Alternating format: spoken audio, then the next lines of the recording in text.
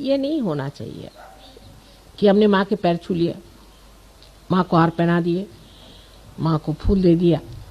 नहीं,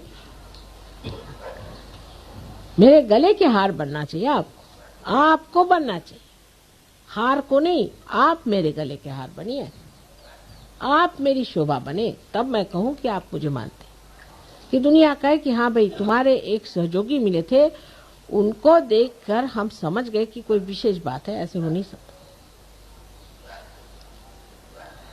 जैसे हमारे पति ये सोचते थे शुरू से ही कि तुम तो हो अवलिया, तुम्हारे जैसा और कोई हो नहीं सकता। वो ये विश्वास पूर्ण उनको था, कभी हो ही नहीं सकता, तुम कुछ कर लो, सर मार लो, कभी नहीं हो सकता। और जो जैसे हैं वैसे रहेंगे, कोई बदल नहीं सकता। लेकिन जब उन्होंने देखा कि इतने लोग बदल गए तो कहले भाई अब मैं ऐसे बेईमानी नहीं हो सकती, बस अब तो मानना ही पड़ेगा कि कुछ तुमने कर दिया। कुछ किया नहीं, आपके अंदर जो हीरा था वही आपके सामने ला के रख दिया कि बेटे तुम ये हीरा, ये इस हीरे की चमक में तुम आ जाओ, और तो कुछ किया ही नहीं। और जब वो हीरा सामने आया तो लोग भी तो देख के हैरान हो जाते कि साहब ये क्या थे और आज क्या हो गए। पहले तो कंकड़ पत्थर के बराबर भी नहीं थे, आज हीरा बन के माँ के मुकुट में चमक रहे। सारा वातावरण, सारी सृष्टि, पंच महाभूत सारे आपके चरणों में खड़े हुए हैं, मैं आपसे बता। लेकिन आपको अपने से प्यार करना सीखना होगा। अब हमारे प्यार की बात ऐसी है कि हमने आपको हमारे शरीर में स्थान दे दिया। आपको आश्चर्य होगा कि अगर आप कोई गलत काम करते हैं तो मेरा शरीर दुखता है। ये शरीर इतना अजीब है कि प्यार में इसने सबको अंदर ही समेट लिया है। अभी एक बच्चा जो कि पार बच्चा है, लंदन में सीढ़ी पे से गिरा और उसको बुरी तरह की चोट आई और उसका ब्रेन बिल्कुल फट गया और उसका जो सेरिब्रोस्पाइनल फ्लूइड था वो अजीब तरह से खून से भर गया। और मेरी हालत ऐसी खराब गई, मेरे समझ नहीं आ रहा था कि ऐसा कौन होगा जिसको इतनी तकलीफ हो गई हो। और जैसे ही वहां से फोन आया और इन्होंने बताया कि माँ ऐसा ऐसा एक बच्चा गिरा वो और उसका ऐसा हुआ, उसी वक्त मेरी तकलीफ ठीक हो गई और बच्चा भी उधर ठीक हो गया, जिसकी कोई आशा नहीं थी बचने की। अब इससे आप समझ लीजिए कि माँ ने आपको कितना प्यार किया। जैसे भी आप हैं, आपको अपने शरीर में ले लिया। थोड़ी तकलीफ ही होगी ना, कोई हर्ज नहीं, तो मेरे शरीर में लेने से आपकी रक्षा तो होती ही रहेगी और आपका संगोपन हो जाएगा और पूरी तरह से आपको हम प्लावित कर सकेंगे, नरिश कर सकेंगे। जैसे कि माँ अपने पेट में बच्चे को रख लेती है, गर्भ में रख के, और उसको कितने प्यार से रखती है, इसी तरह से हमने आपको हमारे शरीर में संचारित कर दिया। जो अपने को सहयोगी समझता है उसको समझना चाहिए कि मेरा स्थान माँ के सिर्फ हृदय में नहीं है, लेकिन उसके शरीर में बहने वाले खून में, और सारे शरीर भर मैं दौड़ रहा हूँ। तो मुझे कैसा होना चाहिए जिससे मेरी माँ को तकलीफ न हो, और अगर मुझे तकलीफ नहीं हुई तो सारे संसार की भी तकलीफ दूर हो जाएगी। ऐसी भावना करके आप अपने से प्यार करिए, फिर दूसरों से तो अपने ही आप प्यार हो जाएगा, उसको कहने की जरूरत नहीं। पहले अपने से प्यार करिए। जो भी कार्य करते हैं वो एक डिग्निफाइड तरीके से अपने को एक उच्छृंखल फ्रिवलस लोगों जैसे या किसी ढोंगी हिपोक्रिट जैसे कोई सा भी कार्य नहीं होना। बहुत से लोग हैं वो बहुत बन के ऐसे दिखाते हैं जैसे कि बहुत बड़े सहयोगी हैं, लेकिन कुंडलिनी तो वहीं पे जमी हुई है। समझदार का जो काम है वो ये है कि जब सहस्त्रार के अधिकारी संसार में आए तो कुंडलिनी को उठा के और सहस्त्रार में समा के यहाँ से छेद दी। ये सहस्त्रार का काम है। एक ये बंद है, खास करके बंद है। जैसे कि मैंने कहा कि राजयोग के सारे ही बंद पहले घटित होते हैं कुंडलिनी के चढ़ने में। करने नहीं पड़ते 100 बार समझ लीजिए। राजयोग किया नहीं जा सकता, ये घटित होता है अंदर अपने। हठ योग भी किया नहीं जाता, वो भी घटित होता है अंदर। जब कोई गुरु भी कराते हैं तो वो घटित करते हैं। और अंत में जो महायोग है वो सहस्त्रार से होता है, जहाँ की आपका मिलन का समय आ जाता है। तो सारी फोर्स जब आकर के यहाँ रुक गई तो सहस्त्रार में पहले entry into the kingdom of haven होता है। यही है किंगडम ऑफ गॉड, यही है। इसमें जिस वक्त आपकी एंट्री होती है तो पहले निर्विचारिता आ जाती है, क्योंकि आप आज्ञा को लांघ जाते हैं, निर्विचार हो जाते हैं। जिससे अब आपका चित्त जो है विचार की ओर ज्यादा फैलता नहीं। पहले व्यवस्था ये कर, धीरे धीरे जो भी चित्त जितना भी सकिंग कर सके कुंडलिनी ऊपर में सकिंग कर दी। जब कुंडलिनी ने उसको ऊपर खींच लिया, शोषित कर लिया, जितना भी हो सका उतना ऊपर आ गया चित्त आपका, फिर वो आपकी मूर्धा जो है, जिसको कि कहना चाहिए कि ब्रेन के नीचे का हिस्सा,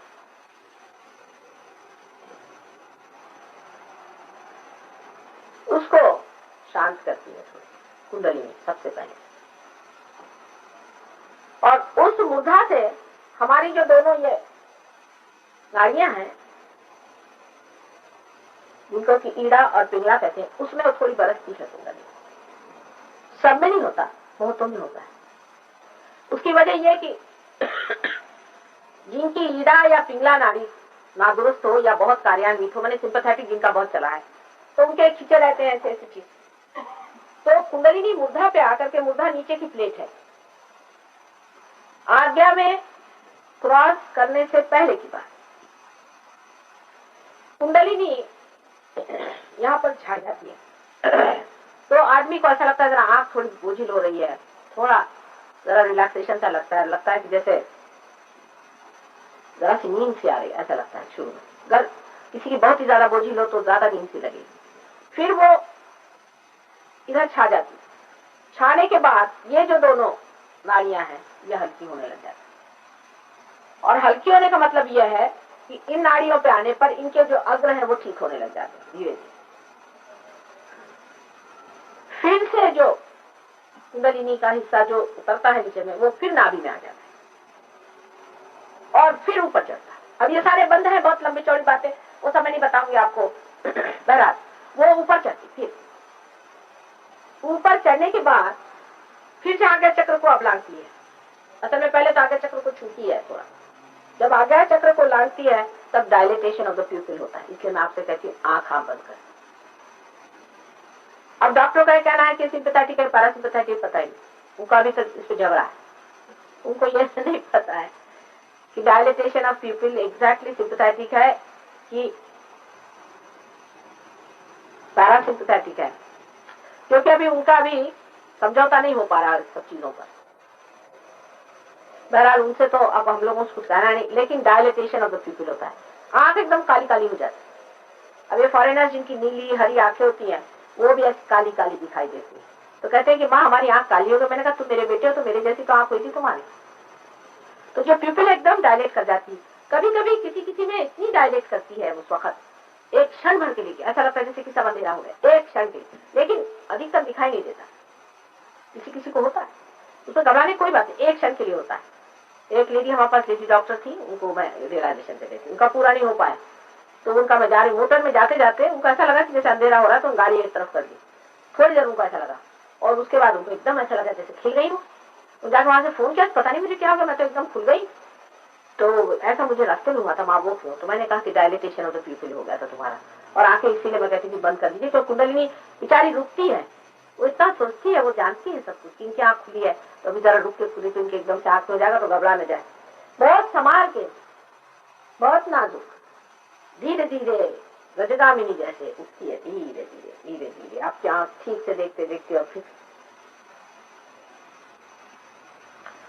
और संस्कार में इसका बंध पड़ जाता है। जब कुंडलिनी आ जाती है इसमें, मैंने आपसे पता नहीं बताया कि नहीं बताया कि कुंडलिनी चीज जो है वो जैसे कोई रस्सी होती है ना, उसमें बहुत से बल होते हैं, उस प्रकार अनेक बल से बनी होती है।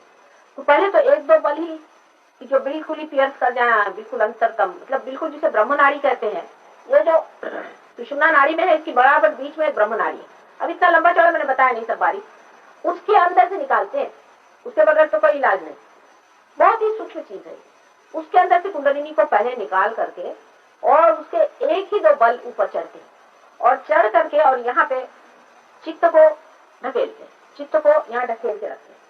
तो वो घटना होने की वजह से आपका बाहर से चित्त हट जाता है और यहाँ पर जो सहस्त्रार है उसको ये प्लावित करते हैं, उसको जागरूक करते हैं। उसके जागृति की वजह से चक्र भी धीरे धीरे सब जागरूक होने लगते, क्योंकि यहाँ सीट है। जैसे हमारे इंडिया की सीट दिल्ली में है, आपको कोई काम करवाना दिल्ली में आना पड़ता है, चाहे मद्रास में भी काम करवाना। उसी प्रकार इसकी सीट क्योंकि यहाँ आना पड़ता है, तो जब वो यहाँ आप आ जाते हैं तो यहाँ से ऑर्डर चला गया कि हाँ भाई जागरूक हो जाओ, तो आपके चक्र जागरूक होते हैं, उसके अंदर की देवी जागरूक हो जाए। किसी में बहुत जल्दी होता है, किसी में देरी से होता है, किसी में बहुत ही देरी में होता है, किसी में एक एक महीना भी लग सकता है, होता है। ये तो उसको मेरा कोई दोष नहीं। उसके बाद आपका सहस्त्रार खुल जाता है, तो वो भी तभी खुलता है जब आपके अंदर संचित इतना चित्त हो जाए। इसीलिए मैं कहती हूँ कि आंख इधर उधर मत घुमाइए, क्योंकि आंख के कारण आपका जो चित्त है उधर उधर विचलित होता है। अगर आप मेरे और देखते रहे तो मेरे अंदर से वो बढ़ रही आवाज आ रही है, चैतन्य आ रहा है ना, आपके आंखों से भी चैतन्य जाता है और उससे आपके बड़ी चीजों है शांत होते हैं। इसलिए मैं कहती हूँ कि आंख खुली रखिए, लेकिन बाद में आंख जब बंद भी करवा देती हूँ कि आप बंद करिए, तो मैं आपसे यही कहती हूँ कि चित्त को जरा सा स्थिर करें, क्योंकि चित्त जैसे ही यहाँ स्थिर हो जाएगा तो वो उसका ठीक से बैठना हो जाता है, जमना हो जाता है। उसके प्रेशर से, माने ये चीज जो है मैकेनिकल नहीं, ये चीज सब समझती है कुंडलिनी, ये ऑर्गेनाइज करती है, ये जागरूक करती है और ये आपको प्यार करती है। ये प्रेम की शक्ति, जैसे आपकी माँ की प्रेम की शक्ति होती है ना, उसके 1000 गुना ज्यादा या करोड़ गुना ज्यादा ये प्रेम की शक्ति आपके अंदर है। तो ये सब कुछ बहुत सूझबूझ समझ से सारा और आपको पुनर्जन्म देती है। पर संस्कार का हाथ इससे सबसे बड़ा इसमें यह है कि 7 चक्रों का समग्र इसमें जागृति होती है।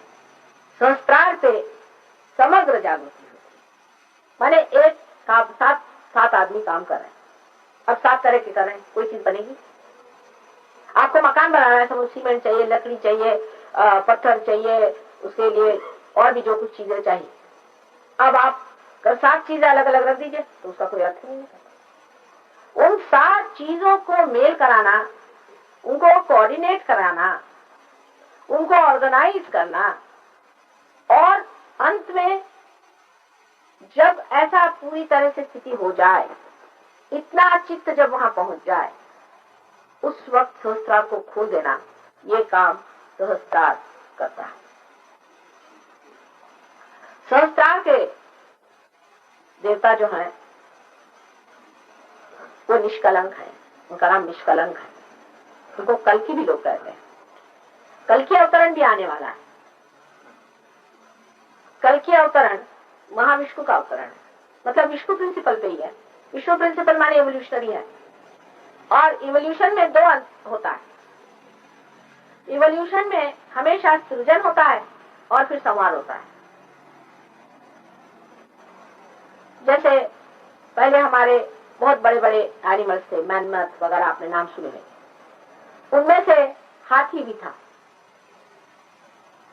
तो हाथी का इवोल्यूशन हो गया, हाथी को बचा लिया गया, क्योंकि उसको पाया कि ये ठीक है, ना बहुत बड़ा है और ना बेकार है, उसको बचाया। आप गजेंद्र मोक्ष के बारे में पढ़े होंगे, विष्णु जी ने बचाया, पता नहीं कितने लोग पढ़ते कि नहीं।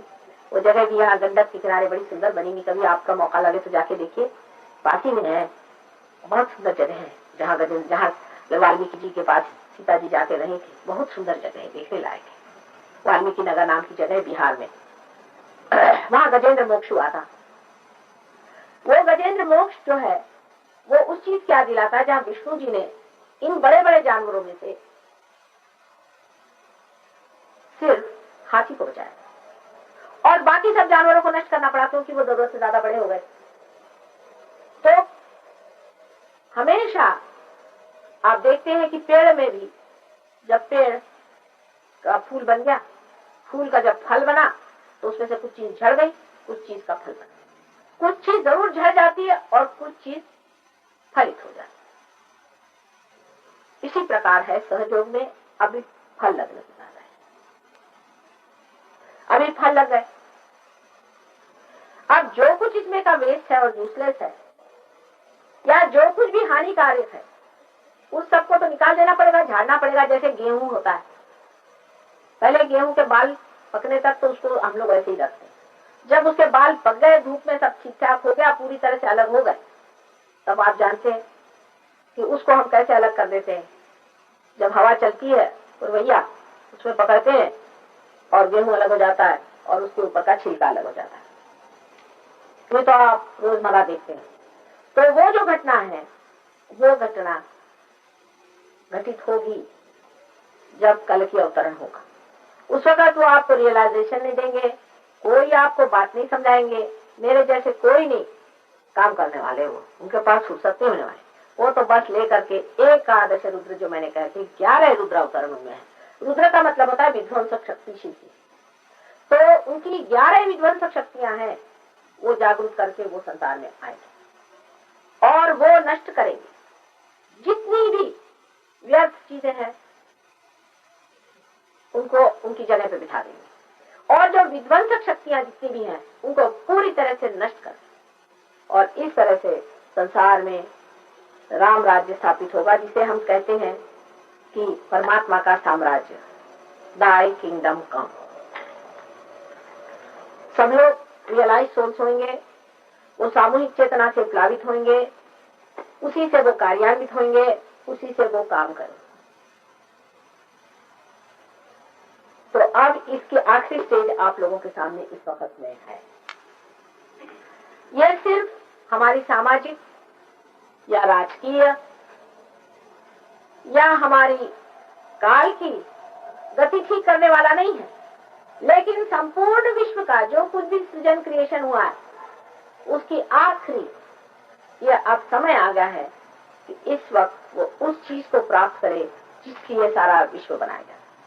जैसे घड़ा बनाया जाता है तो उसका जो कुछ भी व्यर्थ का है वो निकाल दिया जाता है, उसी प्रकार जो कुछ भी व्यर्थ का है, जो कुछ भी हानिकारक, विध्वंसक, जो भी परमात्मा के विरोध में, जो भी दुखदायी, सब कुछ नष्ट कर दिया है। इसीलिए मैं एक माँ हूँ और माँ अपने बच्चे के लिए हमेशा ये सोचती है कि उसे कल्याण और मंगल मिले, और अगर वो इसको प्रदान करने वाली हुई तो चाहती कि जो कुछ मेरा पुण्य है, जो कुछ भी मेरे पास है, सब मेरे बच्चे ले लें, सब कुछ ले, लेकिन अपना पूरा पाले। माँ की शक्ति बच्चों में ही पनपती है, उसको अपनी शक्ति से कोई मतलब नहीं, उसको अपने बच्चों की शक्ति पे गर्व होता है और अपने बच्चों की शक्ति में ही वो समाई हुई होती है और उसका अस्तित्व ही नहीं होता। अगर आप लोग नहीं है तो हम नहीं, आप लोग हैं तो हम हैं, ऐसी चीज नहीं तो हम बिल्कुल बुलबुला है, हमारा कोई भी अर्थ नहीं है, बस आए और ऐसे गायब हो जाएंगे, कुछ इसका अर्थ ही नहीं मानव देह का। आप हैं इसका अर्थ। जैसे एक माचिस की तीली होती है, उसका अर्थ यही होता है कि कितने दीप उसने जलाए, और उसका कोई अर्थ नहीं रहता। इसी प्रकार सहयोग का कार्य है, इसकी गहराई और इसकी महत्ता, इसकी प्रगाढ़ता और इसकी दैवी शक्ति देख करके आपको पता होना चाहिए कि जो आपने पाया है ये अमूल्य है। क्योंकि माँ से सहज में कोई चीज मिल जाती है, लोग इसका विचार नहीं करते। विशेषकर मेरे रहते हुए बहुत जोर से ये घटना होती है। अभी यही बैठी हुई यहाँ पर लोग ये कह रही थी कि मुझे पहले दिन इतने जोर से मेरी कुंडलिनी खड़ी हुई और पूरी रात में आनंद में हो गई और ये हुआ, फिर अभी पढ़ाई है नीचे हुई। ये भी होता है। तो तुम कहोगे कि माँ ये तुमने क्या किया? सो अपनी संकल्प शक्ति से हमने अपनी ही कुंडलिनी पर आपको बिठा करके, अपने हृदय में आपको जन्म देके और आपके संस्कार से हमने आपको असल में पूरा जन्म दिया। जैसे कि माँ अपने ओठ में बच्चे को पनपाती है और उसके बाद उसे जन्म देती है, उसी प्रकार सहस्त्रार से आपको जन्म दिया हुआ है। और इतनी सर्वव्यापी घटना है कि फोटो पर भी घटित होती है। आश्चर्य की बात है कि हमारे फोटो में भी इतने वाइब्रेशंस हैं। आश्चर्य की बात तो है, और ये साइंस का मैं बड़ा उपकार मानती हूँ। यहाँ तक कि इसमें से जो बोलती हूँ ये भी मेरे वाइब्रेशंस पीछे चले जा रहे हैं। बहुत बार आपके चक्र पकड़ते तो इसमें मैं ऐसा लगा देती हूँ ना आज्ञा को, तो आपकी आज्ञा छूटती है। देखिए साइंस इसीलिए बनाया गया था कि सहयोग के लिए उपयोगी हो। कल टीवी में आप हमें बिठा दें टीवी पर और लोग हमारे और हाथ करें तो न जाने कितने लोग पार हो जाए। और ऐसे दिन कब आएंगे पता नहीं कि टीवी वाले कहें कि अच्छा माँ बैठी हम आपसे वाइब्रेशन लें। बहुत मुश्किल काम। वो तो कभी मेरे को बुलाते भी नहीं, और लोगों ने कोशिश की तो वो तो कहते कि अरे ऐसे बहुत चालू लोग आते रहते हैं। एक हमारी शिष्या है, वो बेचारी अभी आई थी इंग्लैंड, तो उनको टीवी वाले उनके पीछे पड़े थे, वो कुछ पेंटर वेंटर है। तो उन्होंने कहा कि यहाँ इतनी बड़ी शक्ति बैठी तो मेरे पीछे इतने काय को पड़े, उनके कुछ कराओ। उनका कौन है क्या पूछा, करें अरे ऐसे यहाँ बहुत आ गए और चले गए, और सब दुष्टों के उन्होंने करवाए प्रोग्राम, लेकिन मेरा प्रोग्राम नहीं करवाते। तो सत्य के पीछे में एक ये भी बड़ा दोष होता है कि जब तक आदमी पॉजिटिविटी में बहुत सब नहीं आ जाते तब तक सत्य का प्रकाश भी नहीं आता, क्योंकि तो रिफ्लेक्शन है ना। अगर पत्थर हो तो उसमें सूरज पड़ के भी क्या करेगा, अगर हाँ आप में शीशा हो तो उसका प्रकाश आएगा बाहर। तो पहला काम मैंने ये कहा कि चलो सबसे पहले शीशे बनाना शुरू करो। अब आपके दिल्ली शहर में बहुत से लोग पार हो गए, बहुत बड़ी अच्छी बात है। शहर के अंदर इतने लोग तो बंबई में भी नहीं, मैं इतने थोड़े दिन में पार कर पाती थी। और इतने लोग पार होने पर भी आप देखिए मेरे चले जाने बाद क्या हालत होती। अब आप सब अपने अंदर भी संकल्प करें। हमारा संकल्प पूरा हुआ, आज आपको भी संकल्प करना है कि कुछ भी हो हम अपनी कुंडलिनी को ठीक रखेंगे। कुछ भी हमें छोड़ना पड़े, गुरुओं को छोड़ना पड़े, हमको कुछ माने का रुचि छोड़नी पड़े, हम अपनी कुंडलिनी जागरूक रखेंगे और हम अपने को ठीक रखेंगे। इसके लिए सबसे बड़ी बात जो याद रखनी है, ये विराट का कार्य है। अब विराट का संस्कार खुल गया, माने अभी ये सामूहिक कार्य है, इंडिविजुअल कार्य नहीं, ये सामूहिक कार्य। इसलिए आप घर में बैठ करके थोड़ा बहुत अपनी सफाई वफाई कर सकते हैं, पर जब तक आप सेंटर्स में नहीं जाएंगे तब तक ये कार्य उतना गहरा नहीं होगा। हमारे यहाँ ऐसे ऐसे लोग आश्चर्यजनक हुए। कुछ लोग जब मैं आई तो इतने जोर से पार हुए, आज आए थे महाशय। सबने कहा कितने अच्छे हैं, कितने बढ़िया है ये। आज उनकी वाइब्रेशन खास नहीं। एक साहब थे यहाँ, बहुत पढ़े लिखे विद्वान थे, तो बहुत ज्यादा मुझसे आर्ग्यू करते रहे, जरा थोड़ा धीरे धीरे उनकी गाड़ी चली, पर धीरे धीरे करते करते मैं देखती हूँ बहुत ऊंचे उड़ गए। बड़ा आश्चर्य। वो जो बहुत जोर से कूदे थे वो तो वहीं बैठे रह गए, और जो धीरे धीरे चले वो आगे चले गए। आपने वो कहानी पढ़ी ना खरगोश की, वैसा ही मामला है सहयोग में मैं देखती हूँ। इसलिए जिसने संकल्प से इसको पूरी तरह से अपनाया है वो बड़ा ही ऊंचा उठ जाता है। और सबसे बड़ी चीज है ये सामूहिक चीज, इसमें आपको दूसरों को देना पड़ेगा। अगर आप दूसरों को न दें तो कार्य नहीं होने वाला। धीरे धीरे दूसरों को देना चाहिए, देते देते आपको खुद समझ आएगा कि किस तरह से दिया जाता है। कोई दीप जला करके उसको कुर्सी के नीचे तो नहीं रखता है ना, ये दीप जल करके इनके दीपस्तंभ होने चाहिए, जिससे और जो लोग अपना रास्ता भूल रहे हैं वो ठीक रास्ते पर आकर किनारे पहुंचे।